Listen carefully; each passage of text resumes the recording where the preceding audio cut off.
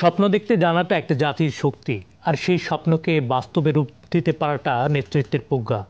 আজকের আলোচনায় উঠে আসবে ভবিষ্যতের বাংলাদেশের স্বপ্ন, একটি স্মার্ট, উদ্ভাবনী, অন্তর্ভুক্তিমূলক এবং টেকসই বাংলাদেশের কল্পচিত্র কেমন হতে পারে। কিন্তু সেই গুরুত্বপূর্ণ পথ চলায় প্রশ্ন উঠতে পারে, বাংলাদেশের উন্নয়ন কৌশলে আন্তর্জাতিক অংশীদারদের ভূমিকা কতটুকু হওয়া উচিত, বিশেষ করে যখন কথা হয় চীনের মতো একটা বড় অর্থনীতির দেশের সম্পর্কে নিয়ে। তখন সেই সম্পর্কের চ্যালেঞ্জ এবং সুযোগ দুই দিকেই আমাদের দৃষ্টি দেওয়া প্রয়োজন। সুপ্রিয় দর্শক, স্বাগত জানাচ্ছি RTV এবং চায়না মিডিয়া গ্রুপের যৌথ আয়োজন চায়না ফোকাস অনুষ্ঠানে। আর আপনাদের সঙ্গে আছি আমি শাহানশা রাসেল। আজকের আমাদের আলোচনার বিষয় বাংলাদেশের স্বপ্ন এবং চীনের সঙ্গে পথ চলা। এ বিষয়ে আলোচনার জন্য আমাদের সঙ্গে স্টুডিওতে উপস্থিত আছেন প্রধান উপদেষ্টার প্রেস সচিব শফিকুল আলম। থ্যাংক ইউ জনাব শফিক, আমি সরাসরি চলে যাচ্ছি আলোচনায়। প্রথম প্রশ্ন, সম্প্রতি ডক্টর মোহাম্মদ ইউনূস প্রধান উপদেষ্টা, বাংলাদেশ সরকারের মাননীয় প্রধান উপদেষ্টা এবং বাংলাদেশ সরকারের একটা প্রতিনিধি দল চীন সফর করেছে। এই সফরের বিষয়বস্তু সম্পর্কে যদি দর্শকদের কিছু বলেন। এটা আমাদের তো জন্য একটা খুবই ঐতিহাসিক একটা সফর। উনি 4 দিনের সফরে চীনে গেলেন, মহাচীনে গেলেন, এবং উনি প্রথমে যেটা হলো বোয়াও ফোরামে একটা দিন ছিলেন ওইখানে। আপনি জানেন বোয়াও হচ্ছে একটা রিসোর্ট টাউন, যেটা প্রতি বছর ওইখানে পৃথিবীর বড় বড় লিডাররা আসেন, বড় বড় বিজনেস লিডাররা আসেন। আর এই যেটা হয় যে এক ধরনের ইন্টারাকশন হয়, এবং এটার ভাবের আমি কি ভাবছি আপনি কি ভাবছেন সেটা জানা যায়। তো এইটার উপরে ওইখানে উনি ওনার একটা এশিয়ার যে এমার্জিং যে চ্যালেঞ্জেসগুলো, প্রচুর তো চ্যালেঞ্জ আসছে, সেগুলোর উপরে উনি একটা বক্তব্য দিলেন। ওইখানে একটা ওনার মিটিংও হলো চীনের এক্সিকিউটিভ ভাইস প্রিমিয়ারের সাথে। অনেক বিষয় বাংলাদেশ এবং তাদের চায়নার যে স্বার্থ সংশ্লিষ্ট যে ইস্যুগুলো ছিল সেগুলো নিয়ে আলাপ হয়েছে। এবং পরবর্তীতে উনি আসলেন বেইজিংয়ে আমি বলবো যে ওনার জন্য খুবই একটা একটা ল্যান্ডমার্ক ভিজিট। সেখানে বেইজিংয়ে চীনের যে প্রেসিডেন্ট, উনি তাকে অসম্ভব রকমের সম্মান দেখিয়েছেন। উনি আসার পরে উনি ওনার অফিস থেকে বেরিয়ে এসে তাকে তার রুমে আবার নিয়ে গেলেন, এবং তার প্রতি যে তার যে সম্মানবোধ, এটা যে অকল্পনীয়, আমরা এটা দেখলাম। কারণ উনি যেটা বললেন যে উনি 2009 সালে যখন ফুজিয়ান প্রভিন্সের উনি গভর্নর ছিলেন, তখন উনি এই প্রফেসর ইউনূসের যে মেন আইডিয়া মাইক্রো ক্রেডিট উনি ওনার প্রভিন্সে উনি সাকসেসফুলি ওইটাকে উনি ইন্ট্রোডিউস করেছেন। এবং এটা নিয়ে উনি বললেন বাংলাদেশে আম খেয়েছেন, কাঁঠাল খেয়েছেন, সেগুলো বললেন।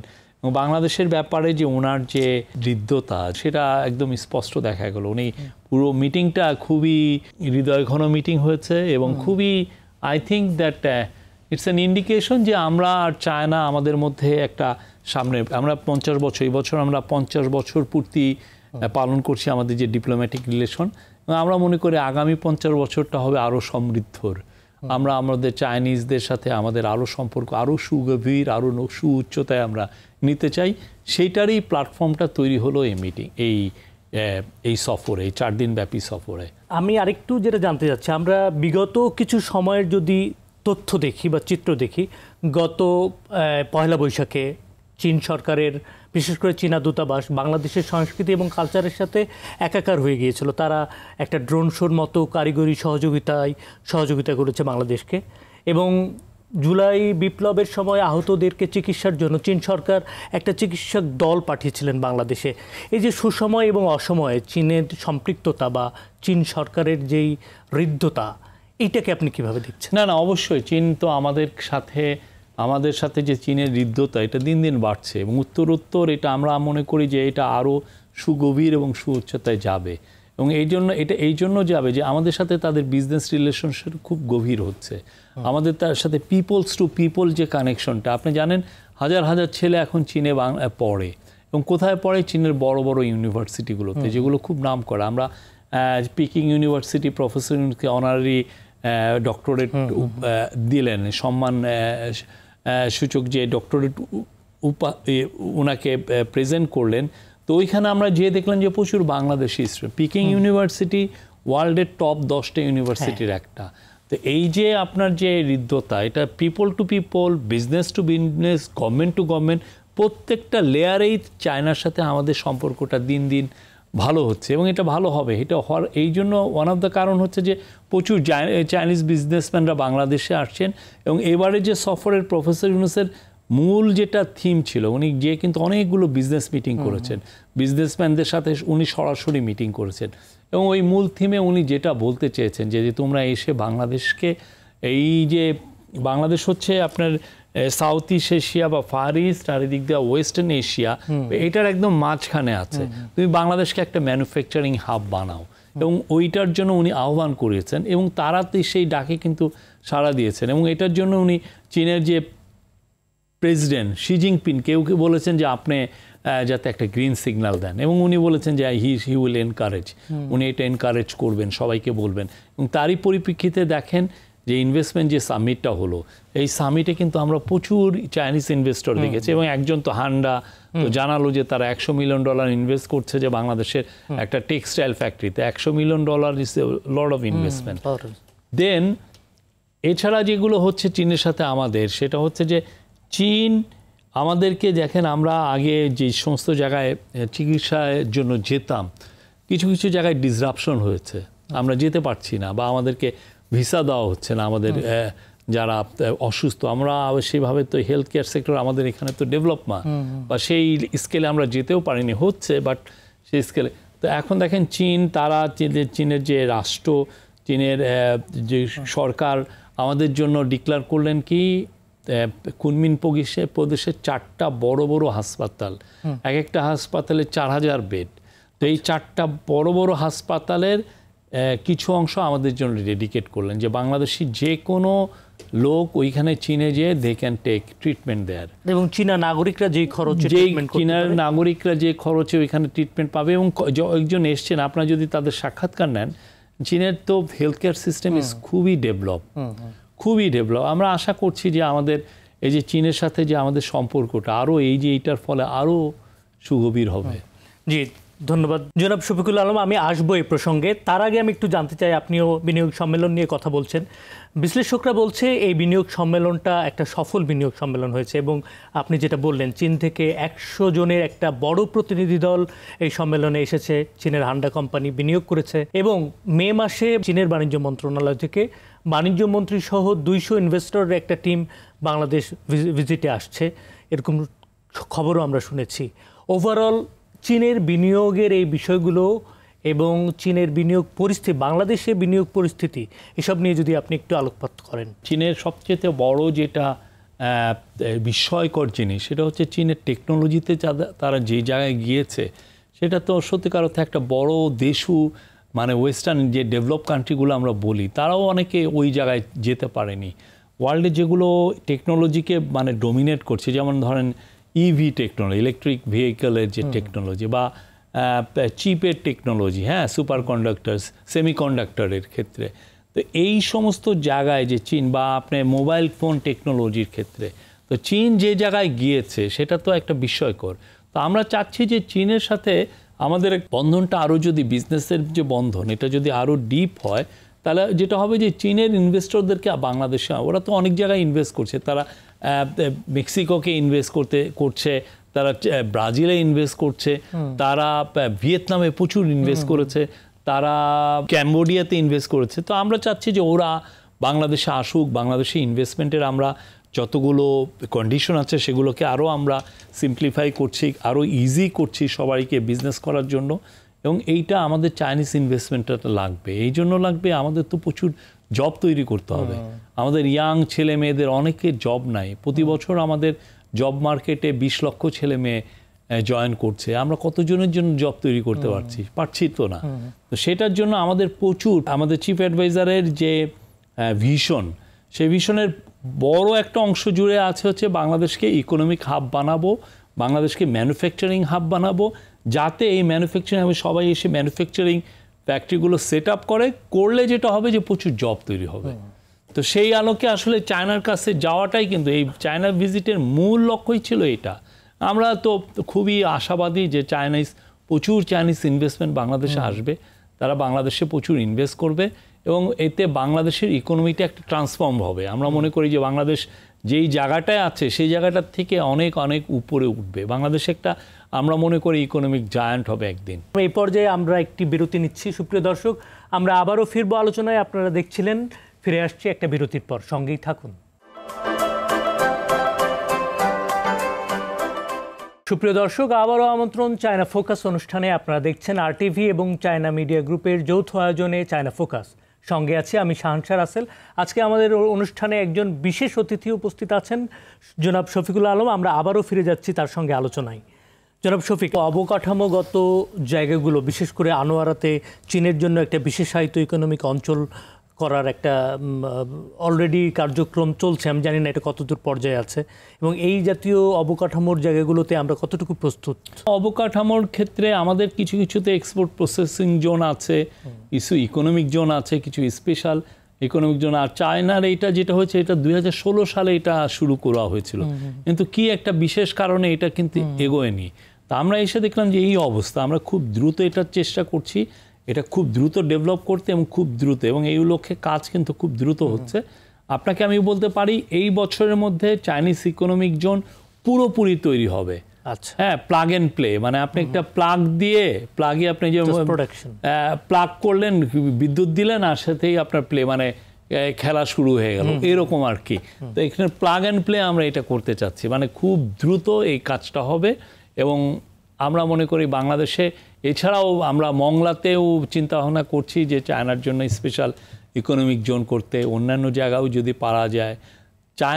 We need Chinese investment, honestly আমাদের জব তৈরি করতে হবে, এটা ছাড়া সত্যিকার। এবং চাইনিজ কোম্পানিগুলো আপনার যেই স্কেলে এসছে, তারা পুরো পৃথিবীতে যেইভাবে ইনভেস্টমেন্ট করছে, আমরা যদি তাদের ইনভেস্টমেন্ট না পাই, সেটা আমাদের জন্য হতাশার কারণ হবে। এই সফরে পানি ব্যবস্থাপনা নিয়ে বেশ কিছু কথা উঠেছিল মিডিয়াতে।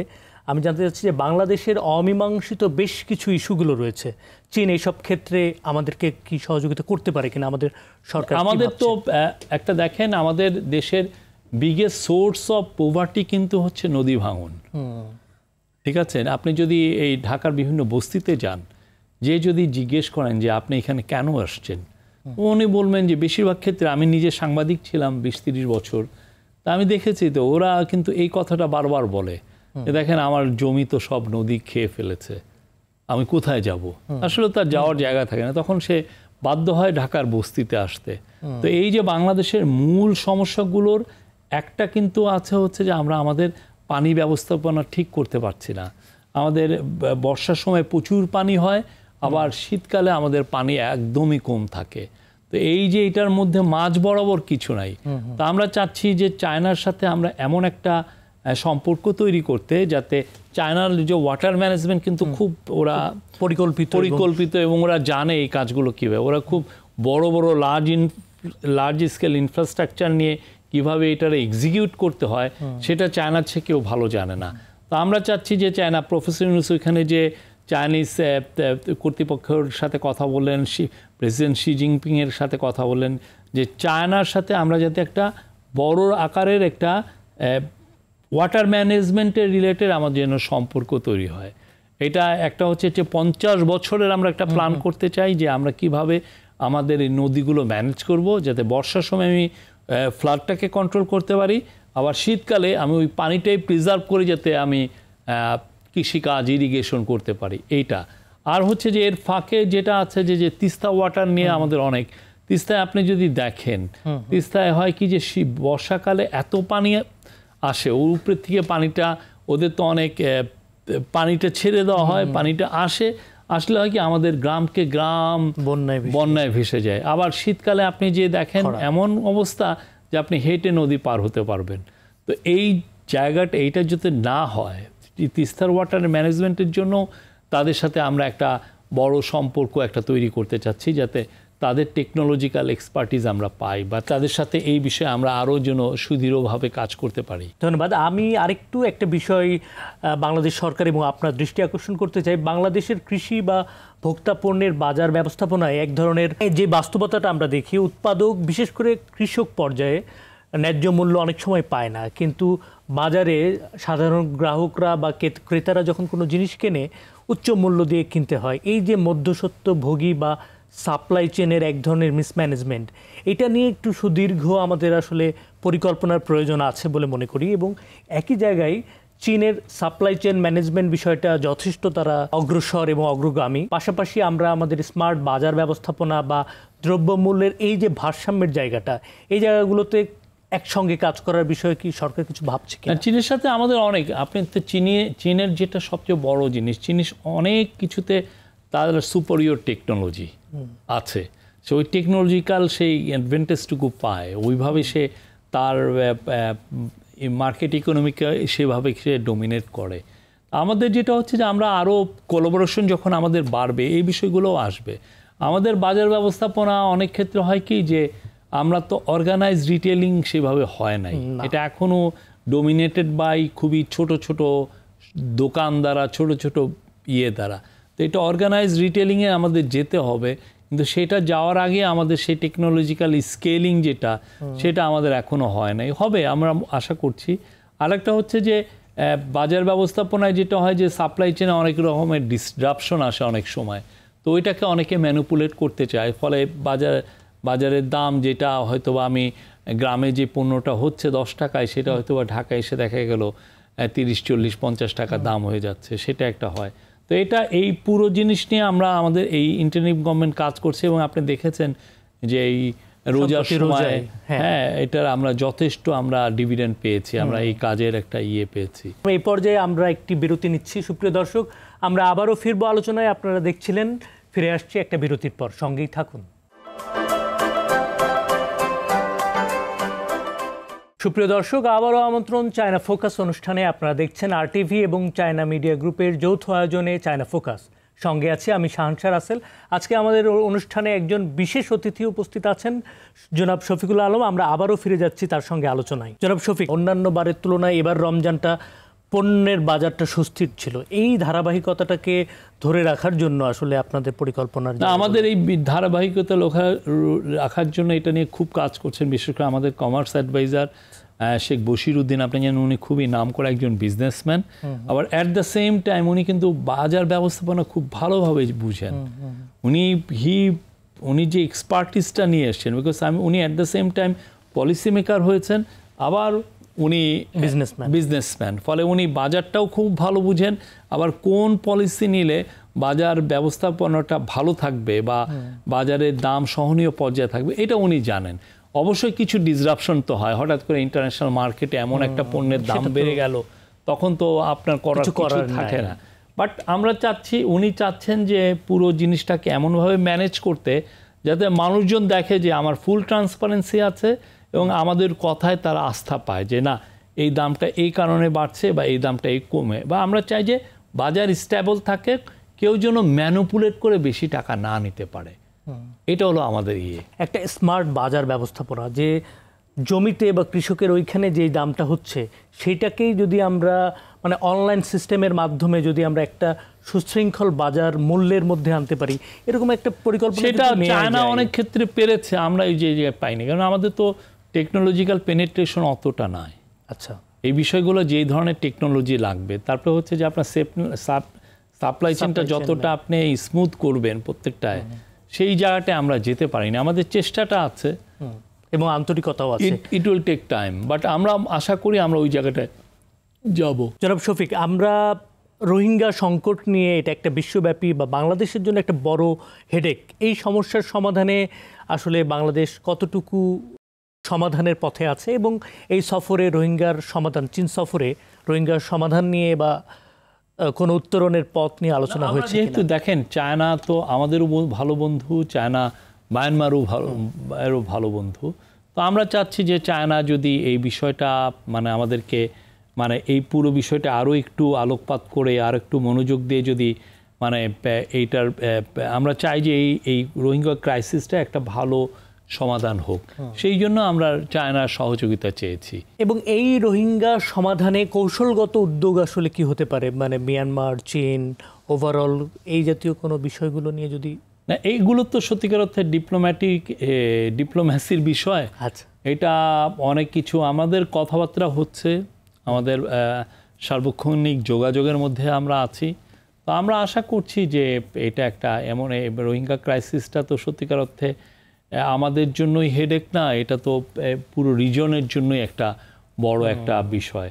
তো আমরা চাচ্ছি যে এটা সমস্ত এই রিজনে যারাই আছেন, যে সমস্ত দেশই আছেন, তারা এই ক্রাইসিসের ব্যাপারে মনোযোগ দিবেন, যাতে এটার একটা সম্মানজনক একটা সমাধান হয়। সম্প্রতি বাংলাদেশ সরকার বিশেষ করে মাননীয় প্রধান উপদেষ্টাকে অভিনন্দন যে বিমস্টেকের মতো একটা প্ল্যাটফর্মে 2 বছরের জন্য সভাপতিত্ব উনি নিয়েছেন। এই বিমস্টেকে থাকা অবস্থায় আসলে কৌশলগত জায়গাগুলোকে বা সম্পর্ককে কাজে লাগিয়ে বা আন্তঃসম্পর্কের জায়গাগুলোকে উন্নয়নের মাধ্যমে আসলে কোনো কিছু পরিকল্পনা আমাদের কোন বিষয়গুলো নিয়ে? আমরা তো জাস্ট বিমস্টেকের চেয়ারম্যানশিপ আমাদের চিফ অ্যাডভাইজার পেলেন, তো এটা নিয়ে আমাদের একটা লং টার্ম পরিকল্পনা আছে, এটা 2 বছরের জন্য। তো সেটা নিয়ে একটা টিম কাজ করছে যে কি আমরা কাজ করতে পারি। অলরেডি একটা প্রস্তাব এসছে যে বিমস্টেকের মাধ্যমে একটা এই যে 7টা দেশের মধ্যে যারা মেম্বার, তাদের মধ্যে একটা FTA ফ্রি ট্রেড এগ্রিমেন্টটা করা, যাতে এমনভাবে করা যাতে কোনো দেশ, সব দেশই মনে করে যে সে বেনিফিটেড হয়েছে। ইট বিকামস, অনেক ক্ষেত্রে FTA যেটা হয় যে একদল মনে করতে পারে যে আমি বেনিফিটেড হই নাই, তুমি বেনিফিটেড হয়েছো। তো আমরা এমন একটা জায়গায় যেতে চাই যে সেইখানে সবাই বেনিফিটেড হচ্ছে। তো এই বিষয়ে আলাপ আলোচনা হচ্ছে, বিমস্টেককে আরও গতিবান কিভাবে করা যায়, যার ফলে কাজ আমাদের এই 7টা দেশের মধ্যে একটা সম্পর্কটা আরও গভীর হয়, আমাদের ইকোনমিক ইন্টিগ্রেশন হয়, সেই চেষ্টাটা হচ্ছে। এবং প্রফেসর ইউনূস তার এই প্রেসিডেন্ট, উনি এখন তো চেয়ারম্যান, উনিও তার সময় এই জায়গাটায় জোর দিবেন। আর উনি আরেকটা বিষয় জোর দিবেন, সেটা হচ্ছে যে বিমস্টেকে ধরেন একটা সবচেয়ে ওয়ার্ল্ডের সবচেয়ে বেশি tense of millions of young people, BIMSTEC যাতে ইয়াং পিপলের একটা বড় প্ল্যাটফর্ম হয় এবং ইয়াং পিপলরা যাতে পিপল টু পিপল কানেকশনটা তারা যাতে বেনিফিটেড হয়, সেগুলো উনি দেখবেন। আরেকটা বিষয় যে আপনি এবারের চীন সফরে গেছেন, এর আগেও হয়তো বহুবার সফর করেছেন, চীন সফরের অভিজ্ঞতায় চীনের কোন বিষয়গুলো আপনার কাছে ভালো লেগেছে? আমি তো এটাই আমার প্রথম সফর, আনফরচুনেটলি। আমার মনে হয়, আমার এবার যে মনে হয়েছে যে আমার আরও আগে চীনে আসা উচিত ছিল। হ্যাঁ, আর একটা হচ্ছে আমি খুব মিটিংয়ের মধ্যেই বেশি ছিলাম, ফলে একটু বেরিয়ে যে চীনকে দেখবো, মহা চীন, আমরা গল্প শুনি, অনেক কিছু পড়েছে, আমার চীনের উপর পড়া আছে, চীনের টেকনোলজিক্যাল যে তারা যে এই ধরনের অ্যাচিভমেন্টটা করেছে সেগুলোর উপর আমার ভালো পড়ালেখা আছে। কিন্তু জিনিস কি, একটা জিনিস যে গ্রাউন্ডে যে দাঁড়িয়ে থেকে দেখা আর এখানে বই পড়া বা ইউটিউবে একটা ভিডিও দেখে জানা, এটা একটা ডিফারেন্ট জিনিস। তো আমি যদি সামনে অপরচুনিটি হয়, আমার মনে হয় যে আমি যে জবটা করছি তারপরে যে যদি আমি অবসর পাই 2-3 মাসের একটা সফর দিব পুরো চীনটা দেখতে। আমি চীনের উপরে অনেক অনেক ভালো পড়েছি, তারা কিভাবে, আপনি জানেন চীনে সেই আফিম ওয়ারের পরে 100 বছর ধরে তাদের বিদেশি পাওয়ার দ্বারা শোষণের শিকার হয়েছে। সেই জায়গা থেকে চীন যেভাবে ঘুরে দাঁড়িয়েছে, এবং আপনি দেখেন 1979 থেকে 40 বছরের মধ্যে ওরা 80 কোটি লোককে তারা পোভার্টির সাইকেল থেকে বের করে নিয়ে এসছে। চীন আপনি দেখেন, একদিন এমনও হতে পারে চীন হবে ওয়ার্ল্ডের নাম্বার 1 ইকোনমি, এটা কোনো সন্দেহ নাই, চীন হবেই।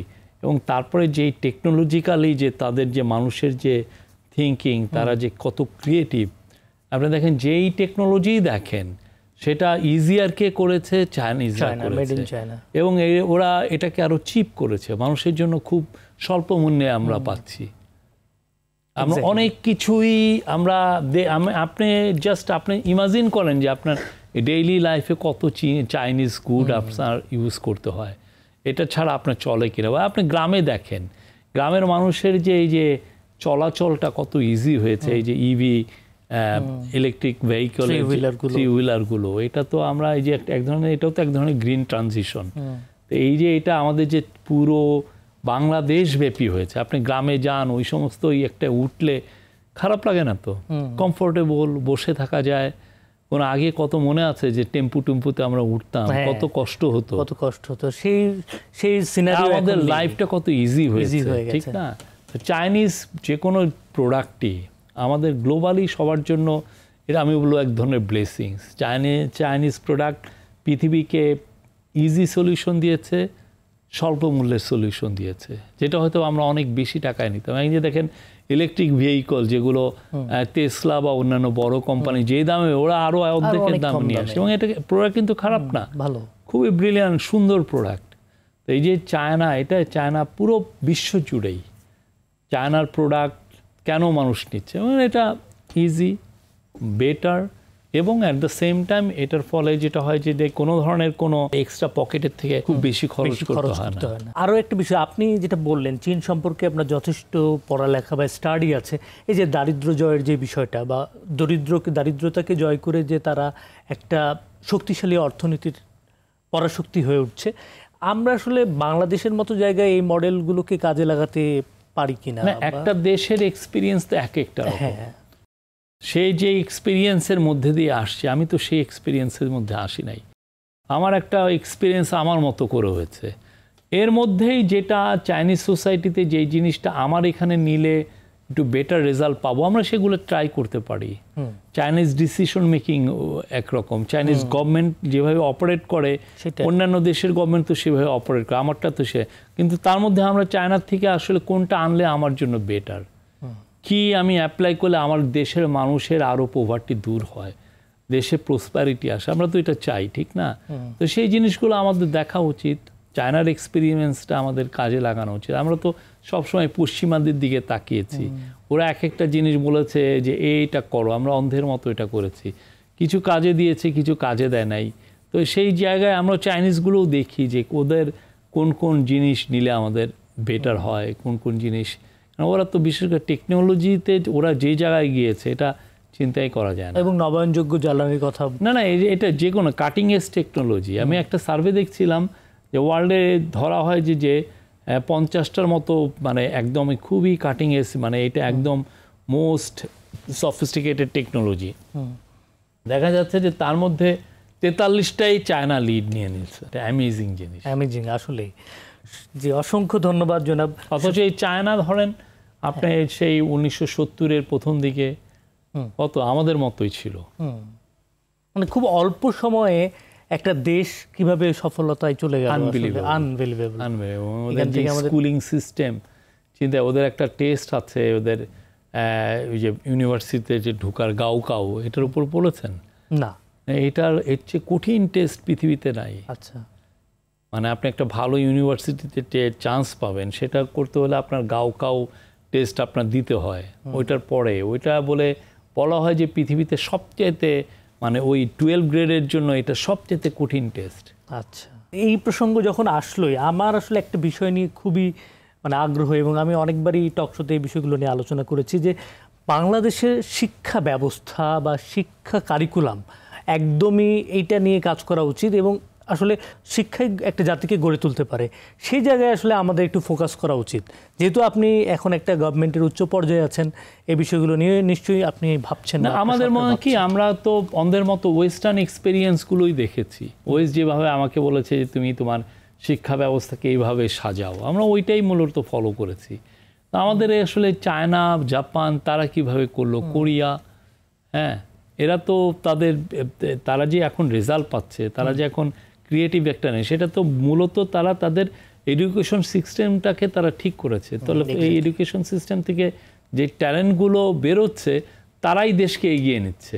বিভিন্ন এরা কোম্পানিতেই জয়েন করুক আর সরকারি মানে দেশের বিভিন্ন প্রতিষ্ঠানেই জয়েন করুক না কেন, তারা এগিয়ে নিচ্ছে না। তো এই যে তারা যে এডুকেশন সিস্টেমটা করলো, এটা তো পুরো জাতিকে উঠাচ্ছে।